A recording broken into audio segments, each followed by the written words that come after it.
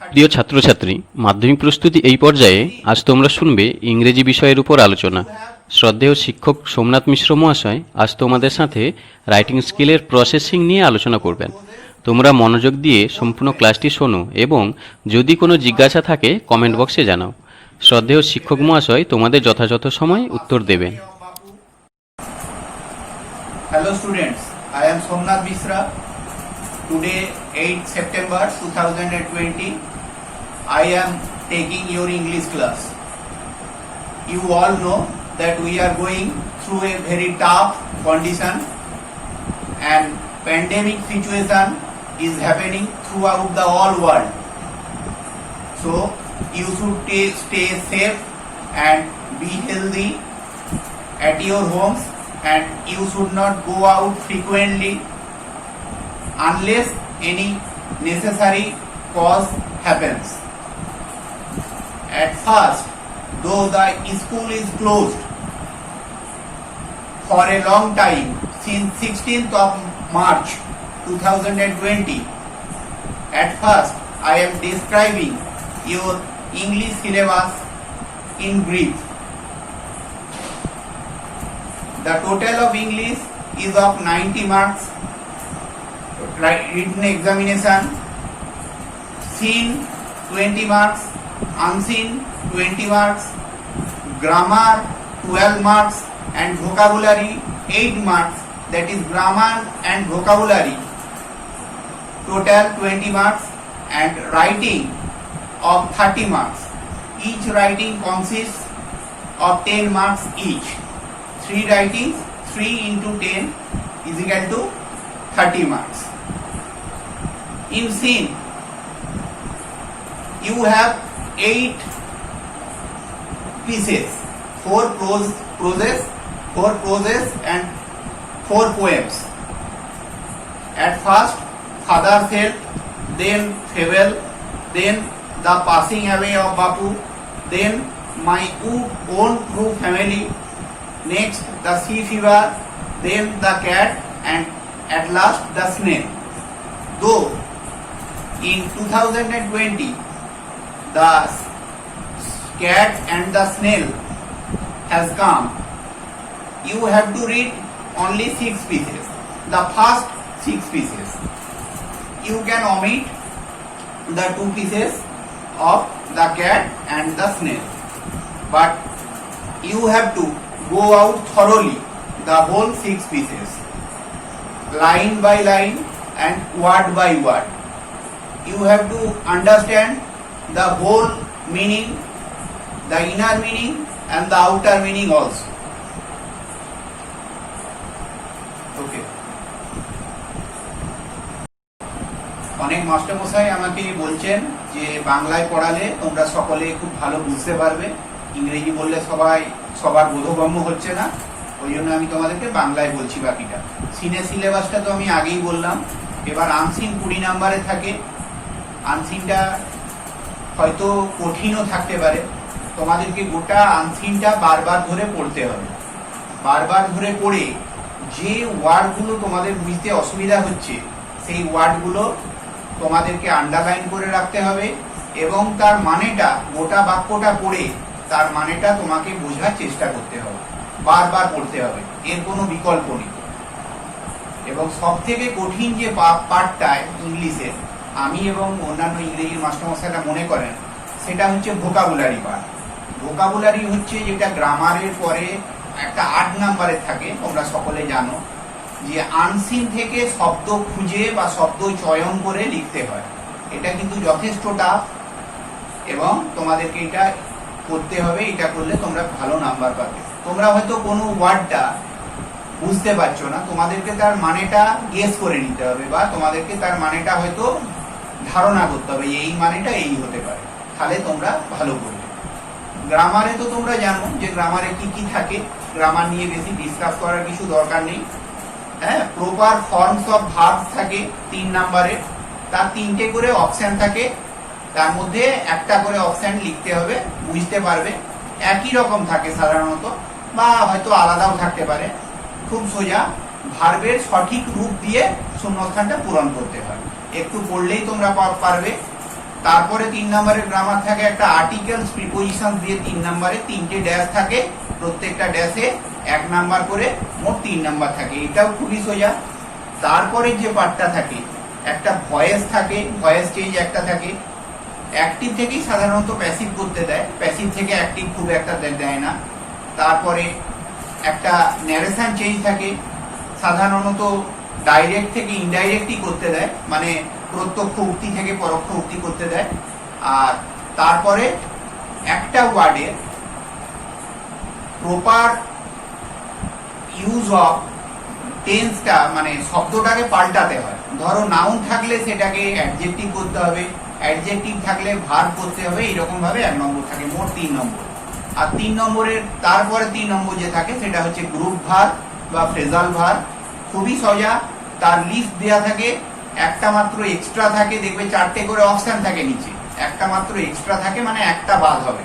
উল্টো পাল্টা দেয়া থাকে, গ্রুপ ভার্বগুলো তুলে নিয়ে সেটাই প্রপার ফর্মসে বসাতে হবে। প্রপার ফর্মসে মানে গ্রুপ ভার্বে হয়তো নিচে পাস্ট টেন্স দেয়া আছে, উপরে প্রেজেন্ট টেন্স করা আছে, তোমাকে কিন্তু সেটা তোমার অ্যাকর্ডিংলি চেঞ্জ করতে হবে। ওটা বাক্যটা যদি পাস্টে থাকে তোমাকে গ্রুপ ভার্বটাও পাস্টে নিয়ে যেতে হবে, যদি প্রেজেন্টে থাকে গ্রুপ ভার্বটা উপরে সেন্টেন্সটা তোমাকে প্রেজেন্টে নিয়ে যেতে হবে। তার মানে কি, গোটা গ্রুপ ভার্বটা তোমাকে কি করতে হবে, যে টেন্স অনুযায়ী চেঞ্জ করে নিতে হবে। তারপরে যেটা বললাম যে 4 নম্বরের 4 গণিত 2 4টে ভোকাবুলারি করতে হয়। 8 নম্বরের এটা সব থেকে কঠিন।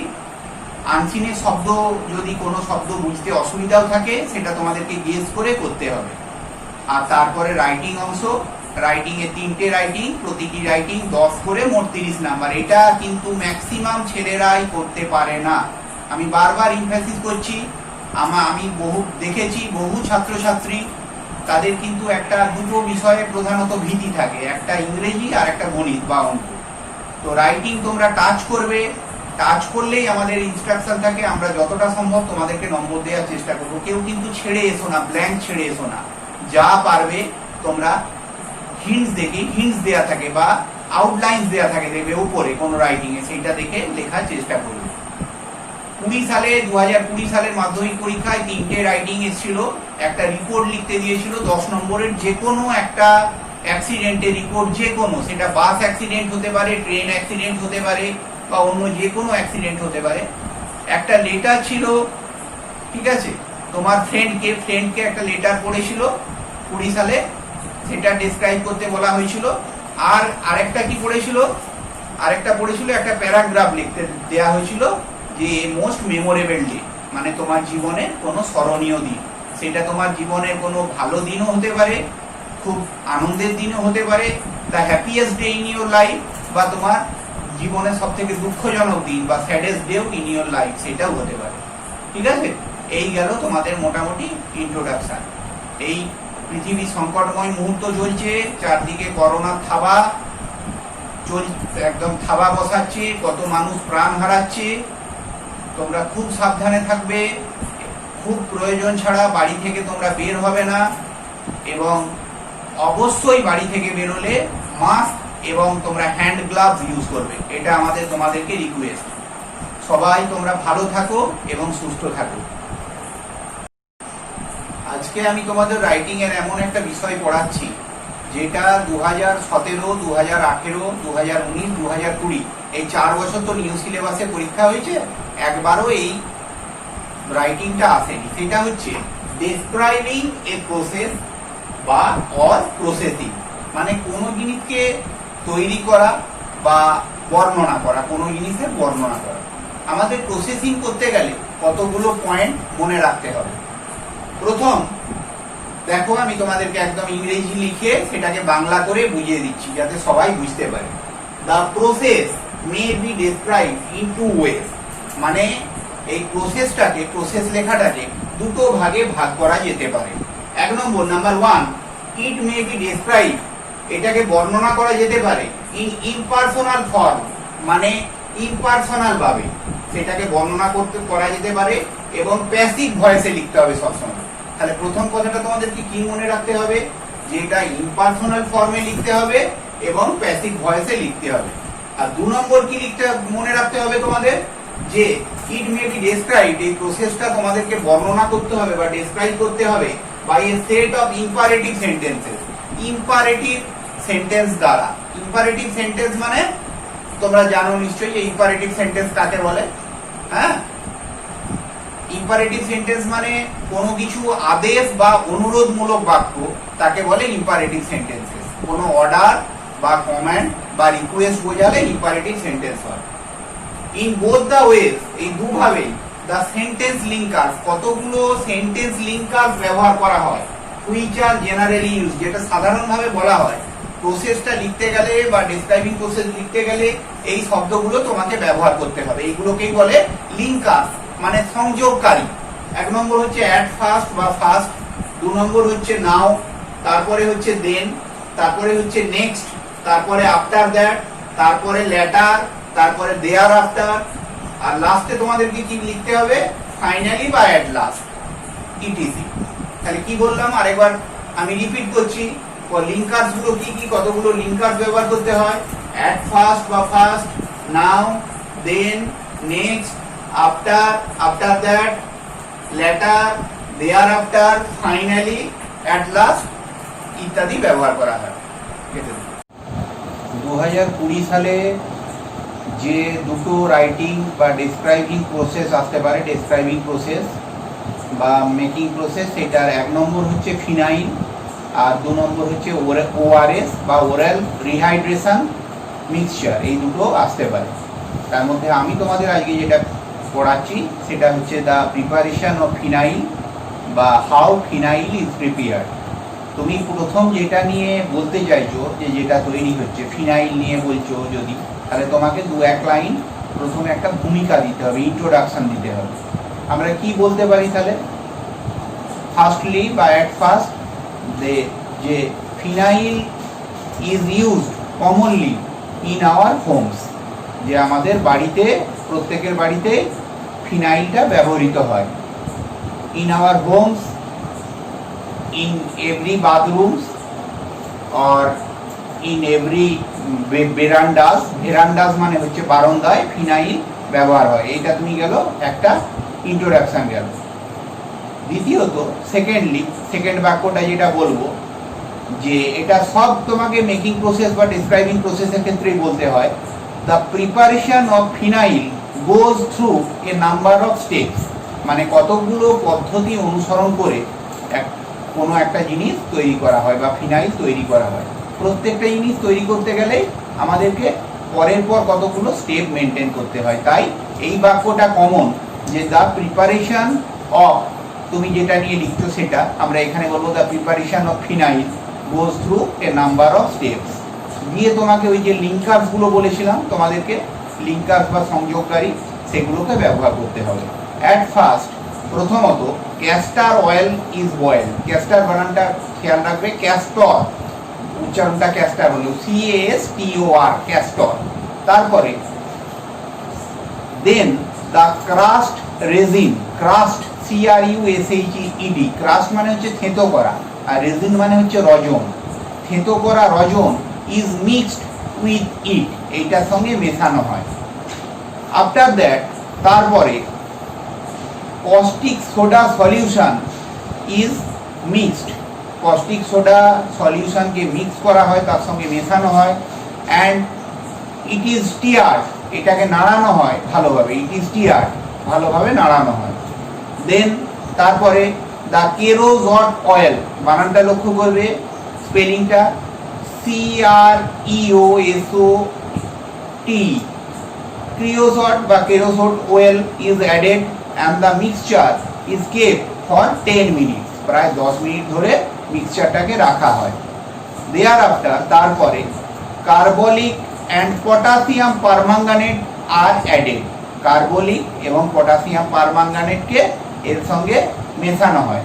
পটাশিয়াম পারম্যাঙ্গানেট স্পেলিংটা একটু লক্ষ্য করবে, পটাশিয়াম বানান POTASSIUM, আর পারম্যাঙ্গানেটটাকে তোমরা সিলেবেল ভাগ করে করবে, তাতে সুবিধা হবে।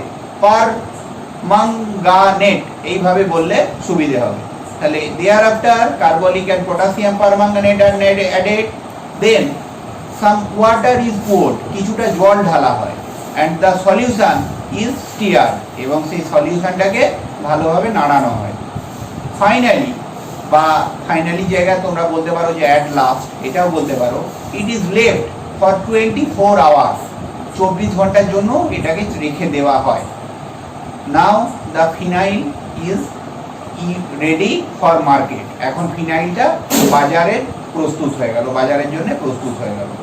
দাস, এইভাবে আরো দু একটা লাইন আমরা যোগ করতে পারি। Now the phenyl is prepared, thus মানে এইভাবে, উই সি আমরা দেখতে পাচ্ছি, that the preparation of phenyl is not very difficult, এটা খুব একটা কঠিন নয় ফিনাইলটা তৈরি করা। এই দুটো লাইন আমি কনক্লুশন হিসাবে বা উপসংহার হিসাবে ব্যবহার করছি, যে thus we see that the preparation of phenyl is not very difficult. আর লাস্ট সেন্টেন্স আমি কি বলবো, যে it can be made even at our homes, আমাদের বাড়িতেও এটা ফিনাইলটা তৈরি করা যেতে পারে। ওকে, আমি আগের ভিডিওটাতে বলেছিলাম যে 2020 সালের মাধ্যমিকে তোমাদের ফিনাইল তৈরি করা আর ওআরএস বা ওরাল রিহাইড্রেশন মিক্সচার তৈরি করা খুব ইম্পর্টেন্ট। ওটা আমি ভুল বলেছিলাম, 2020 সালের মাধ্যমিক তো হয়ে গেছে, ওটা 2021 সালের মাধ্যমিকের জন্য এই দুটো খুব ইম্পর্টেন্ট।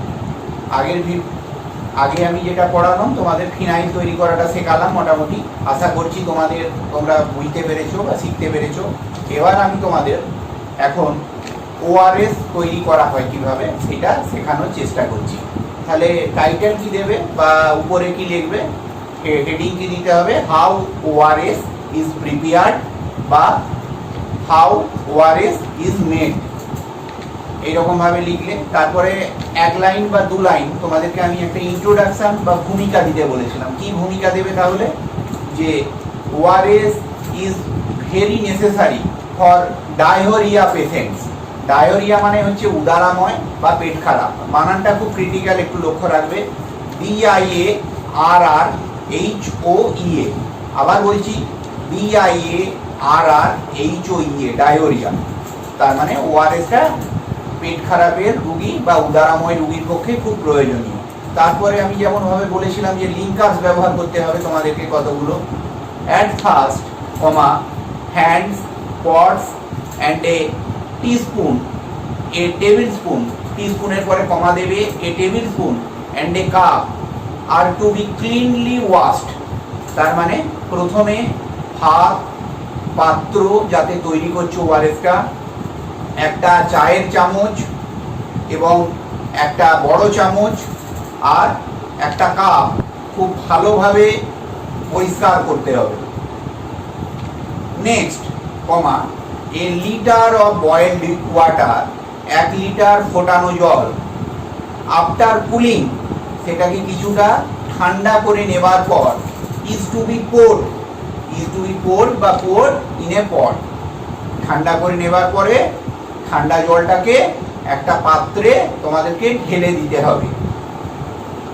দেন, কমা, তারপরে next sentence, 2 tablespoons full, দুটো বড় চামচে ভর্তি, tablespoons fulls of sugars, চিনি, কমা, 1/4, 1/4, 1 উপরে লিখে তার নিচে 4, টি স্পুনফুল, চায়ের চামচ ভর্তি, অফ কমন সল্ট মানে সাধারণ লবণ, যেটা NaCl, কমন সল্টের ব্র্যাকেটে লিখতে পারো, জড়বিজ্ঞানের সংকেত তোমরা লিখতে পারো NaCl, যেমন ভাবে লেখো লাগবে, কমা, হাফ কাপ, হাফটা কিরকম লিখবে, 1 উপরে লিখে নিচে 2, 1/2, half cup of orange juice or a few drops of lemon juice দিলে মানে লেবুর রস দিলে কিন্তু সেটা কয়েক ফোঁটা মানে ফিউ ড্রপস দিতে হবে।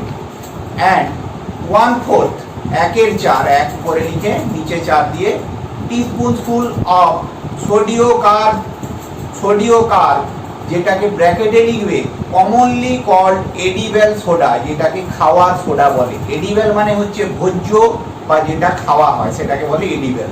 তাহলে 1/4 টিস্পুনফুল অফ সোডিও কার্ব বা commonly called edible soda are to be added, যোগ করতে হবে, to the water in a pot, জলের সঙ্গে সেই পটটা যোগ করতে হবে যাতে সেটা খেতে সুস্বাদু হয়, ডেলিশিয়াস হয়।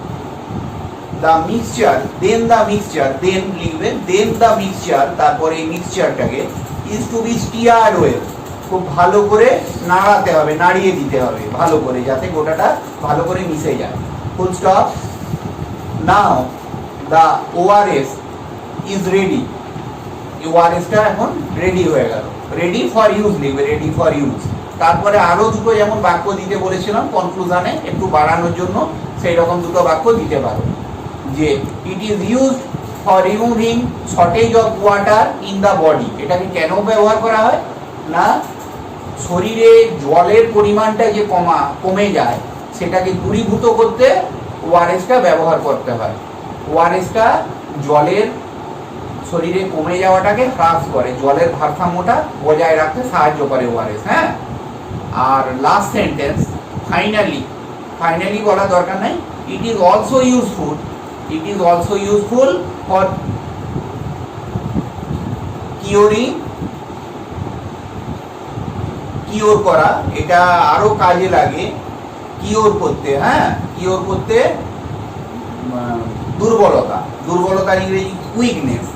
তাহলে it is also useful for curing weakness. ORS শুধুমাত্র তুমি ডায়রিয়া পেশেন্টকে, ডায়রিয়া রোগীকে খাওয়াবেই তাই নয়, তুমি যেসব লোক দুর্বল হয়ে যাচ্ছে তাদের ক্ষেত্রেও তুমি তো যদি ওআরএস খাওয়াও 1 লিটার বা দিনে 1 লিটার করে 2 লিটার খাওয়াও, তারা কিন্তু স্ট্রং হয়ে যাবে। আশা করছি আমি তোমাদের ইংরেজি প্রসেসিংটা কিছুটা হলেও বোঝাতে পারলাম। আমি আবার তোমাদেরকে 2-4টে কথা বলছি। এখন করোনা পরিস্থিতি সাংঘাতিকভাবে খারাপ থেকে খারাপতর থেকে খারাপতম হচ্ছে। আজকেই আমি একটা ইন্টারনেটে আর্টিকেল পড়লাম যে দিল্লির এইমসের ডাক্তাররা তারা বলেছে যে করোনা আবার তাদের সেকেন্ড অ্যাটাক নিয়ে আসছে, মানে দ্বিতীয় সংক্রমণ হচ্ছে, সেটা 21-এর শুরু পর্যন্ত বা 21-এর মাঝামাঝি পর্যন্ত চলে যাবে। তাই ডিয়ার স্টুডেন্টস, প্রিয় ছাত্রছাত্রীরা, বি কেয়ারফুল, তোমরা খুব সাবধানে থাকো, বাইরে বেরিও না, যতদূর সম্ভব মাস্ক এবং হ্যান্ড গ্লাভস ইউজ করো। এবং আরেকটা কথা, তোমাদের আগামী বছরের মাধ্যমিক পরীক্ষার জন্য আমার এবং আমাদের তরফ থেকে অনেক অনেক বেস্ট উইশেস বা শুভেচ্ছা রইল। অনেক বড় হও তোমরা।